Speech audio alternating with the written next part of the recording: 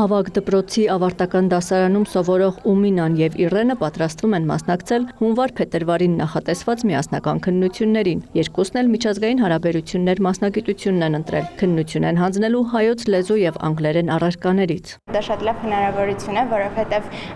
մեկ անգամ հանձնելուց բնականաբար ավելի շատ ենք լարվում եւ երբ գիտենք, որ երկու հնարավորություն ունենք, ավելի լավ տրամադրված կկարողանանք մասնակցել։ Քանի որ երկու հնարավորություն են մոտրվում,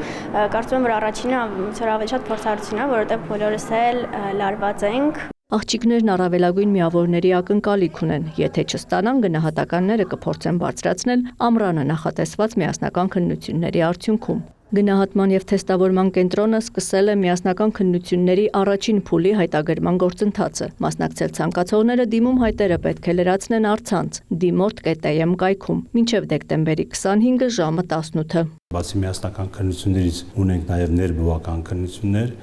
Ներբովական քննությունները հանձնում են միայն հունիս ամիսներին։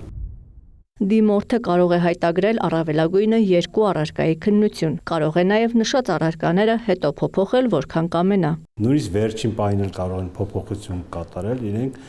իրենց ընտրած քննությունների, բայց ամեն անգամ ընտրելուց հետո պետք է պահպանեն։ Մինչև առցանց հայտագրումը սկսելը այս տարվա շրջանավարտները պետք է դիմեն իրենց դպրոցի տնօրենին ԳԹԿ անձնական համար ստանալու նպատակով։ Մյուս դիմորդները իրենց բնակության վայրի այդ նպատակով առանձնացված ուսումնական հաստատության տնօրենին։ Բայց մինչև անձնական համար տալը դպրոցի տնօրենը պարտավոր է ստուգել տվյալ դիմորդը քննությանը մասնակցելու համար համապատասխան գումար մեր գնահատման տեստավորման կենտրոնի հաշվի համարին յուրաքանչյուր քննությանը 4500 դրամ ուծել է թե ոչ, որովհետև լրացնելու ժամանակ դիմում հայտում կա տեղ, որտեղ պետք է ինքը տեղադրի այդ մուծման անդորրագիրը։ ԳԹԿ փոխտնօրենը մանրամասնում է ձմռանն անցկացվող քննությունների համար գանձվող վարձավճարը էապես բարձր է ամռանը գանձվող 1500 դրամից, քանի որ այս փուլի համար պետական բյուջեից ֆինանսավորում չեն ստանում։ Սա համարվում է լրացուցիչ հնարավորություն։ Այսինքն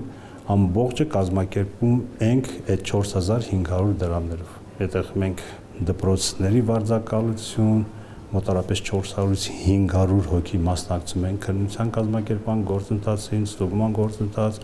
թերթերի տպագրություն, տրանսպորտային ծախսեր, ամբողջը